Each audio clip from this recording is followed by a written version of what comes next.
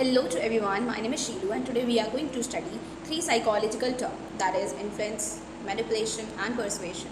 Persuasion word जो है वो न्यू टर्म्स होता है यूजुअली लोगों के लिए, लेकिन आज हम इसे समझते हैं कि persuasion और manipulation और इन्फ्लुएंस में क्या क्या डिफरेंस है।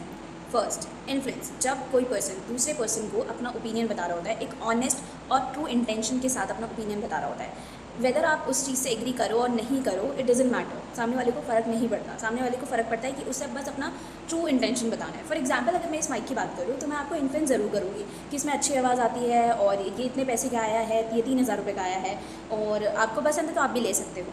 सेकेंड चीज़, इन्फ्लुएंस खत्म, ट्रू इंटेंशन बताए। मैंने आपको कोई भी कन्विंस करने का ट्राई नहीं किया, बस अपना ट्रूली इंटेंशन बताया कि हाँ ये ऐसा ऐसा है। परसुएशन में आपको कन्विंस करूँगी, वो भी लॉजिक के साथ में।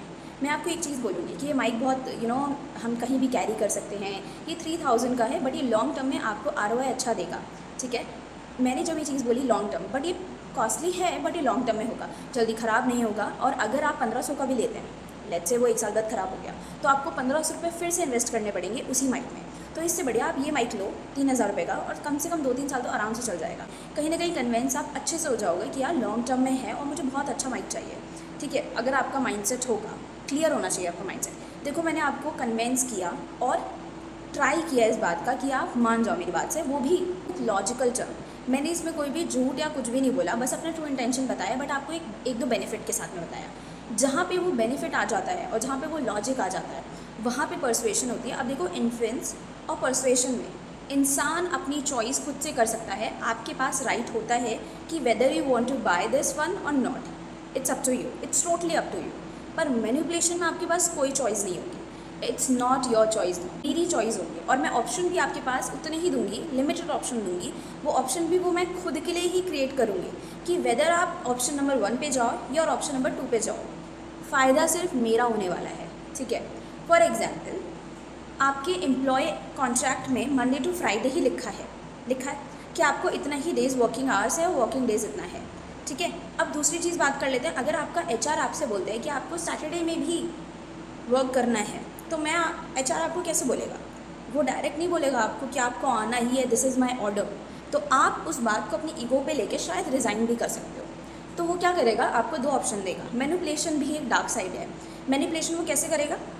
वो आपको एक पॉजिटिव और एक नेगेटिव टर्म देगा। पहला, कि आपका प्रमोशन जल्दी हो जाएगा अगर आप सैटरडे आओगे, बिकॉज आप दिखोगे मीटिंग में कि आप कैसा परफॉर्म कर रहे हो, आप एक्स्ट्रा वर्किंग डेज दे रहे हो, एक्स्ट्रा आवर्स दे रहे हो, तो आपका प्रमोशन जल्दी होगा, विद इन अ ईयर। तो आपके माइंड में कॉन्सेप्ट एक कॉन्सेप्ट बन जाएगा आपके माइंड में कि यार ये तो पॉजिटिव है, थोड़ा सोचना पड़ेगा इस बारे में।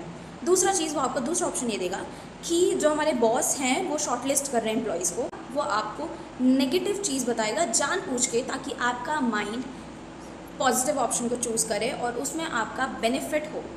सेकेंड चीज़, HR ये बोलेगा कि मुझे बॉस की साइड से ये चीज़ आई है कि मुझे शॉर्टलिस्ट करना है एम्प्लॉयज़ को जो कि अच्छे से काम नहीं कर रहे हैं या फिर जो अपना कंट्रीब्यूशन ज़्यादा नहीं कर रहे हैं। तब वो ये चीज़ बोलेगा कि सैटरडे में जब शॉर्टलिस्टिंग होगी कुछ टाइम बाद, तो शायद तुम्हारा नाम आ सके, क्योंकि मेजरली जो एम्प्लॉयज़ है वो सैटरडे में आएंगे। तो ये चीज़ बोलेगा। जब आपका माइंड नेगेटिव और पॉजिटिव में चूज़ करना सीखेगा कि नहीं यार मुझे पॉजिटिव चूज़ करना है, तब आप सर्वाइवल मोड में चीज़ से चूज़ करोगे। अब जब सर्वाइवल मोड में चूज़ करता है ना, तब उसे समझ में नहीं आता है कि उसके साथ मैनिपुलेशन हो रहा है। बाउंड्री सेट करना अलग चीज़ होता है, लेकिन आपके पास मैनिपुलेशन हो चुका है। HR आपको मैनिपुलेट करेगा ही करेगा। आपके पास 2 ऑप्शन थे, अब आप चूज़ करोगे। उसने आपको लिमिटेड ऑप्शंस दिए हैं चूज़ करने के लिए।